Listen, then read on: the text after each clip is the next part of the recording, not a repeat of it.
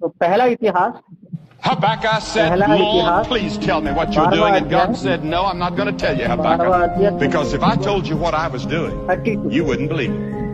32 मैं बोल If God today told us what he's doing in the world, we wouldn't believe it. Don't you think God's given up and God's abdicated and God's left the throne? He hasn't.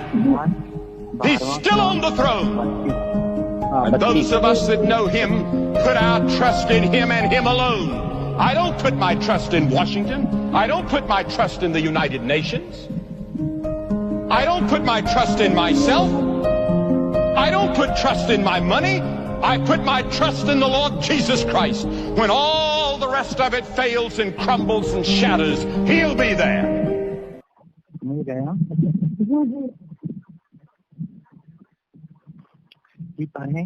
हाँ पढ़िए पढ़िए।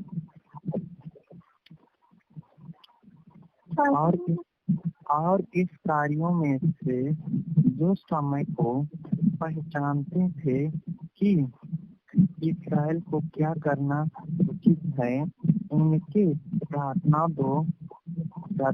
200 थे और उनके सब भाई उनकी आज्ञा में रहते थे। आमीन। तो यहाँ क्या लिखा है, किसके बारे में लिखा है?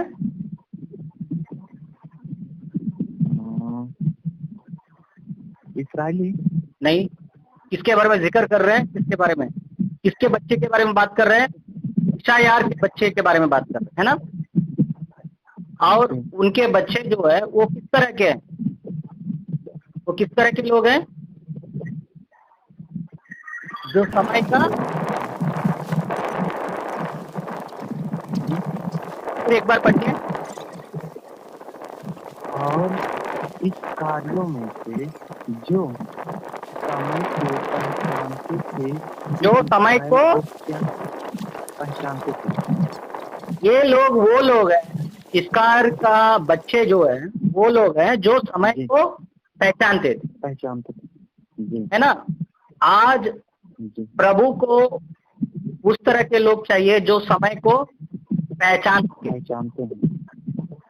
तो जो समय को पहचानते हैं ना, यहाँ क्या हुआ कि जो इस्राएल के जो बच्चे थे जो समय को पहचानते थे, उनको देख के पूरे इस्राएल माने पूरे समाज उनकी तरफ उनकी बातों को मानिए और उनके कदमों पे ना वो चले। तो आज प्रभु को भी वही लोग चाहिए जो समय को पहचाने। समय को पहचाना था एक आदमी के नाम बताता हूँ, जो दानियल के बारे में आप पढ़े होंगे। दानियल वो आदमी था जो जब बबलोन आया था, बबलोन में राजा था नबूकदनेस्सर, और नबूकदनेस्सर ये यवन थे, ये यूथ में थे, ये लोगों को पकड़ा था। दानियल, शद्रक, मेशक, अबेदनगो को पकड़ के उनको बोला कि भाई ये तो इस तरह के जो यवन है, इस तरह के युवा लोगों को आप अच्छी तरह से प्रोत्साहन करो, उनको खाना खान पीन सब कुछ देखो, ताकि ये लोग बहुत ही चतुर लोग हैं, जो समझदार लोग हैं, ये लोग हमारे लिए उपयोग हो सकते हैं करके उनको खाने के लिए सब कुछ दिए। तब उस समय दानियल और उनके जो साथी थे, उन्होंने क्या बोला? हम ये मांसाहारी खाना नहीं खाएंगे। क्यों नहीं खाएंगे? बोला क्योंकि दानियल के समय में मूसा द्वारा लिखा हुआ 5 पुस्तक थे। उस पुस्तक में एक पुस्तक थी लेवी कांड। ये लेवी कांड जो वो पुस्तक थी जो बोलती थी कि हमें क्या खाना है, क्या नहीं खाना है, हम याजक लोग किस तरह रहना है। इसलिए याजक का मतलब होता है पूरे इस्राएल लोग याजक ही लोग थे। पूरे 12 के 12 जो वहां के जो ट्राइब्स थे, वो सब के सब लोग प्रभु के थे। याकूब के बच्चे जो थे, 12 के बच्चे, 12 के जो संतान थी, वो पूरे के पूरे प्रभु द्वारा चुनी गए लोग थे। उन सबको किस तरह रहना है, रहन सहन के बारे में लिखा है, खान पीन के बारे में बताया गया है। वो खाना है परिशुद्ध जंतुओं को, पवित्र जंतुओं को। और पवित्र जंतु वो रहती है जिसका क्या रहता है, पैरों में क्या रहती है? छीला हुआ रहता है। और जो जो खाते थे वो किस तरह खाते थे, जैसे कि बकरा या भेड़ जो खाती थी ना, वो खाने के बाद फिर जाके उसको क्या करती थी, फिर हाँ हाँ फिर एक जगह बैठ के फिर है ना वो चखती थी ना, ऐसा करती थी। उस तरह के जो जंतु रहती है, जिस तरह के वो जानवर रहते हैं, उस जानवर को हम पवित्र जानवर बोलते हैं। इधर बात पवित्र या अपवित्र के बारे में नहीं थी, बात ये थी वो लोग जो बलि देते थे, बलि देने के बाद ही खाना आता था। और जो बलि देते थे किसको देते थे, वहां की जो मूर्तियों को देते थे। उनको मालूम था कि उनको झुकना है तो केवल सजीव जीवित परमेश्वर के सामने ही झुकना है, बल्कि किसी के और के सामने झुकना नहीं है और खाना भी नहीं है। तो ये लोग अपने आप को क्या बोला, हम लोग आज से मांस नहीं खाएंगे, हम केवल सब्जियां खाएंगे। क्यों बोले? क्योंकि वो पुस्तक में पढ़े थे। आज जो हम बाइबल पढ़ रहे हैं, पवित्र ग्रंथ जो पढ़ रहे हैं, केवल पढ़ने के लिए एक किताब की तरह है, या हमारे जिंदगी में भी वो हम महसूस कर रहे हैं, उसको अप्लाई कर रहे हैं हमारे जिंदगी में, हमारे जीवन को, हमारे रहन सहन को वो चलाने वाली मार्गदर्शक बनना है हमारे ये जीव ग्रंथ। ये जीव ग्रंथ जो है वो खुद परमेश्वर है। परमेश्वर ने बोला है, जो परमेश्वर ने बोला है, खुद दानियल ने बोला है, ये परमेश्वर ने बोला है, मैं कदापि नहीं खाऊंगा। और वो लोग नहीं खाए। और इनको क्या बोले, ये नाज़ीर लोग है। नाज़ीर का मतलब वो होता है जिनका बाल को काटते नहीं है, उनका बाल बढ़ती रहती है, और वो लोग सब लोग से मिलते नहीं है, वो लोग प्रत्येक लोग है, अलग लोग है। तो ये मतलब ये रहता है, दानियल का जो वचन जो पढ़ा था लेवी कांड में, उसने यही वचन लिखा था, वो अपने जिंदगी में भी उसको ही अमल किया। आज प्रभु को उस तरह के लोग रहना है जो केवल बाइबल को पढ़े ही नहीं, उसको अपने जिंदगी में अमल करे। केवल बात बोलना या पढ़ने से कुछ नहीं होता। शैतान ना डरता, प्रभु भी संतुष्ट नहीं होता है। लेकिन जो पढ़ता है और उसको महसूस करता है, उस तरह के लोग चाहिए। तो वहां जो बाल जो बढ़ना है, उसका मतलब रहती है, एफेसियों का 5वें अध्याय में पूरा पढ़ेंगे 25 से लेके 33 तक, वहां ये लिखा रहता है कि पति जो वो है वो हमारा सर है और पत्नी उनका देह है। पति कोई और नहीं सिवाय परमेश्वर है, मसीहा है, और देह जो है वो है उनका कलीसिया, मंडली। तो जैसे कि पति पत्नी का क्या रहना है, अपना सर जो है वो ढकना है। और उस जमाने में ढकने के लिए कुछ घूंघट वो नहीं रहता था। वो लोग क्या करते थे, अपने बाल को बढ़ाते थे अपने शरीर को ढकने के लिए। तो ये बाल बढ़ने का मतलब रहता है कि जब तक हमारा शरीर हमारे सर के नजदीक रहती है और वहां से सरफरा लेती है, जीवनदायी उनसे लेते हैं। ये किस तरह है कि वो प्रभु अंगूर का वो डाली है, हम अंगूर का वो है ना, क्या बोलते हैं उसको, लता है, और हम उनके डाली हैं। जब तक हम प्रभु से लगे रहते हैं, जुड़े रहते हैं, तब तक के लिए हमारे जिंदगी में क्या होता है, उसका पूरा का पूरा जो रस थी वो सब कुछ हमारे अंदर आती है, फल दिखाई देती है।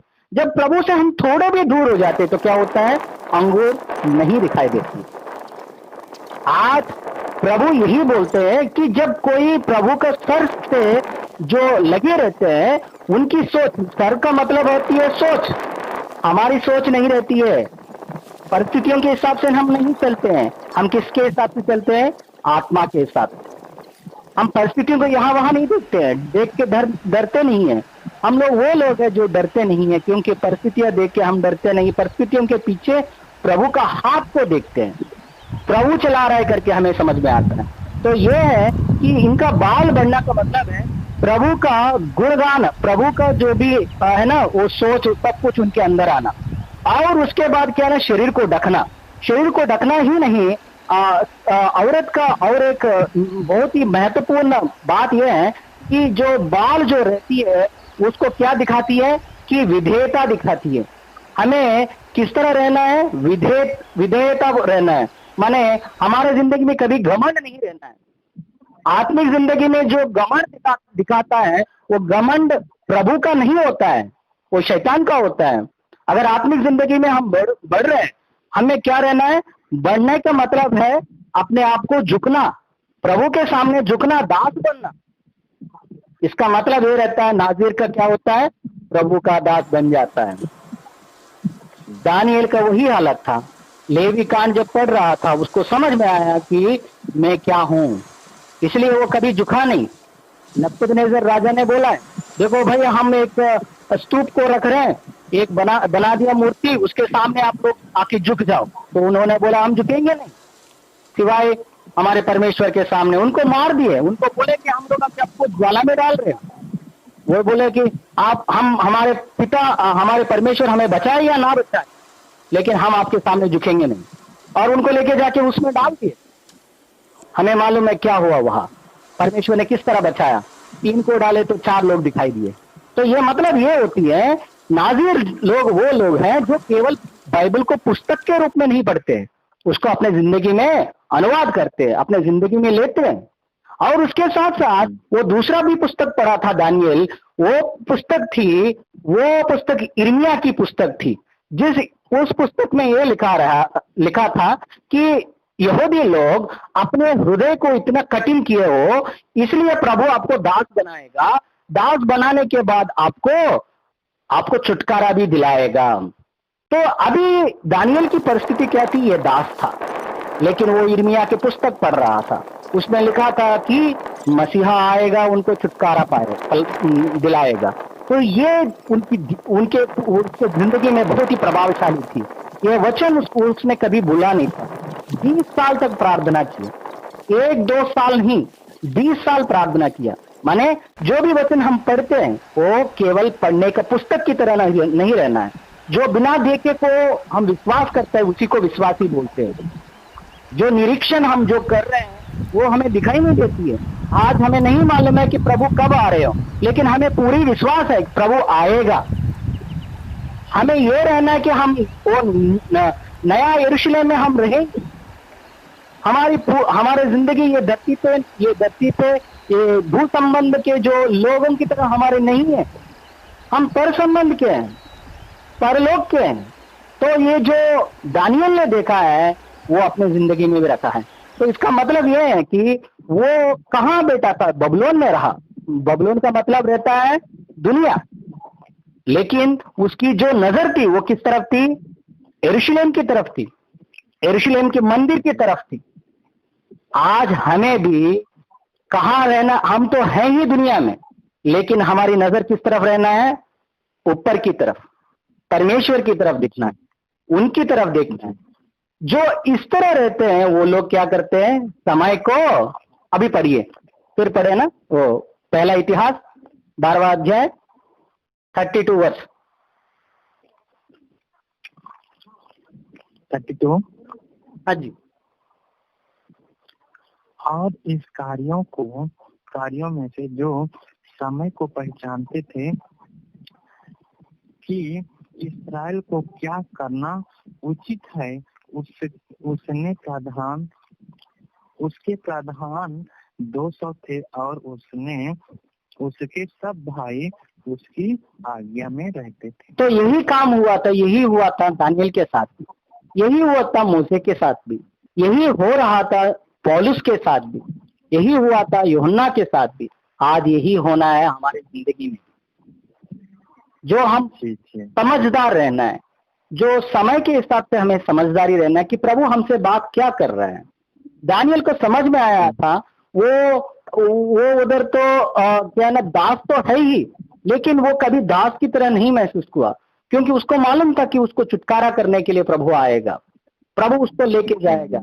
बाद में हुआ था, नबूकदनेस्सर राजा गिर गया, बबुलोन का साम्राज्य विनाश हो गई। उसके बाद मादी पारसी लोग आ गए थे। उसके बाद हमें मालूम है, उसके बाद ग्रीक लोग आए थे, और अलेक्जेंडर जो बोलते, सिकंदर बोलते, वो आया था। उसके बाद आज का चरित्र भी देखे तो ब्रिटिशर्स लोग आए थे, इंग्लैंड वाले आए थे, वो लोग आए थे। उसके बाद आज हमारा जो डेमोक्रेसी बोल रहे हैं, जो गवर्नमेंट आज हमारी फॉर्म हुई है, जो बनाए गए हैं, आज का ये लोकतंत्र, ये जो बनी है ये सब कुछ है। और हमें ये भी मालूम है दानियल का जो प्रवचन थी उस प्रवचन में वो थी कि एक मूर्ति रहेगी, और जो नबूकदनेस्सर ने बोला था एक मूर्ति है जिसका सर स्वर्ण से है, सोने से बनी है, जिसकी छाती किससे बनी है, पीतल से बनी है। और उसका जो अंदरूनी भाग से तक से तक आयरन से बनी थी, जो पीतल या आयरन से बनी थी, लोहे से बनी थी। और जो उनके पांव जो थी वो सब कुछ मिट्टी और लोहे से बनी थी। तो यहाँ क्या हुआ था, ये दिखाई दिया कि जो एक पत्थर आई थी जो किसी के सहायता के बिना आई थी, वो पत्थर आके क्या की, उसके पांव को लगी और मूर्ति का पांव को कुचल दी। उसके बाद क्या हो गया था, वो पूरे के पूरा मूर्ति पाउडर बन गई। और या क्या हो गया, हवा उस पूरे पर्वत, उस पूरे मूर्ति को लेके गई। वो कभी भी धरती पे दिखाई नहीं दी। और ये छोटा सा जो पत्थर थी, ये पत्थर क्या बनी, बड़ा सा क्या बनी, पर्वत बनी, बड़ा सा पर्वत, और पूरा धरती पूरा भर गई। आज का मतलब ये है कि ऊपर से लेके जो है वो है मनुष्य का इतिहास, मानव इतिहास। और इसमें बहुत सारे लोग, बहुत सारे लोग शासन किए, लेकिन आज कोई भी राजा नहीं है। कांग्रेस थी, कांग्रेस के बाद आज बीजेपी आ गई, बीजेपी के बाद कोई और आएगा, लेकिन कोई भी शाश्वत नहीं है। आज का क्या हो रहा है, पूरा का गवर्नमेंट कमजोर हो गई है। आज हमारी इकोनॉमी हो, हमारे पैसा, ये सब कुछ विनाश हो रही है, मनुष्य का पतन हो रहा है। ये सब कुछ क्या दिखाई दे रही है, जो दानियल ने पहले ही देखा था। उसको मालूम हुआ था कि प्रभु का राज्य आने वाला है, जहाँ शांति, समाधान और सब प्रकार के सब लोग, कोई गरीब नहीं रहेगा, कोई अमीर गरीब इस तरह की भेदभाव नहीं रहेगी, कोई जातिवाद भेदभाव नहीं रहेगा। प्रभु का राज्य ही असली राज्य है, उसको मालूम था, इसलिए वो प्रार्थना वैसे कर रही थी। आज भी हमें क्या करना है, उसी तरह का प्रार्थना करना है। ये कौन करेगा, जो समय को समझेगा, पहचानेगा, समय को पहचानते हैं, जो समय को पहचानता है वो ही समझ सकता है। वो छोटा सा पत्थर वो कोई और नहीं, केवल खुद परमेश्वर था। और परमेश्वर का राज्य विस्तृत होने के लिए ही परमेश्वर किस तरह आया था, मनुष्य की तरह आया था। हमें मालूम है यूहन्ना का पहला अध्याय पहला वचन क्या लिखा रहता है, आदि में वचन थी, वचन परमेश्वर के साथ थी और वचन ही परमेश्वर थी। और वही वचन क्या हुआ, 14 विषय में क्या हुआ था, हाँ 14 में वही वचन देहधारी शरीरधारी है, हाँ ना, हाँ। तो क्या हुआ था, देह ले लिया, वही खुद परमेश्वर मसीहा, यीशु मसीहा बना। तब तक के लिए प्रभु परमेश्वर जो थे वो उनका दैवत्व थी, उनको कोई भी छू नहीं सकता था, अगर वो बात किए तो भी मर जाते थे। लेकिन जब मानवता बन गए थे, उनमें मानवता का गुण आ गई थी, तो क्या हो गए थे, आज हमारे साथ बात कर सकते हैं। और वही परमेश्वर 33 साल रह के, और 33 साल उसका इतनी कठिन जिंदगी जो जिए, हमसे भी बिस्तर जिंदगी थी, वो जी के हर दिन वो सूल पे चढ़ा, हर दिन वो मर गया था। और उसके बाद हमें मालूम है वो सूल पे चढ़ के वो मरने के बाद क्या हो गया था, उनकी आत्मा आज हमारे अंदर आ सकती है। इसलिए आदि अपोस्तल के शिष्यों के अंदर वो क्या अपने आप को फूकने के बाद क्या हो गया, वो आत्मा उनके अंदर गई। आज जब हम बपतिस्मा लेते हैं, हमारे अंदर परमेश्वर आता है। इस तरह उनकी कलीसिया बढ़ती है। कलीसिया खुद और कुछ नहीं, उनका राज्य है। तो प्रभु का राज्य, ये सब कुछ दानियल ने देखा है। आज का मतलब ये रहता है कि हम क्या देख रहे हैं। यहाँ का इश्कायल के जो बच्चे थे वो लोगों ने देखा है, क्या देखा है, समय को पहचाना है। आज हम इस कोरोना से या जो भी परिस्थिति चल रही है उससे हमने क्या पहचाना है, वचन हमसे क्या बात की है। प्रभु हमसे जो बात कर रहे हो हम देख पाए प्रभु, हमारी आंखें ओपन करिए प्रभु, ताकि हम हर वक्त आपकी बातों को समझे प्रभु, आपकी बातों को करके प्रभु। जिस तरह दानियल ने देखा था प्रभु, उसी तरह हम भी देखें। जिस तरह से इश्कायर जो वचन देखा था प्रभु, उस तरह हम देखे प्रभु। वचन केवल वचन ही ना रहे, वचन हमारे जिंदगी बने। हमारी मदद करिए प्रभु, यीशु के नाम पे हम पूछ रहे हैं, आमीन। हाँ प्रभु, हम धन्यवाद करते प्रभु, इस बात के लिए आपका शुक्रगुजार करते प्रभु।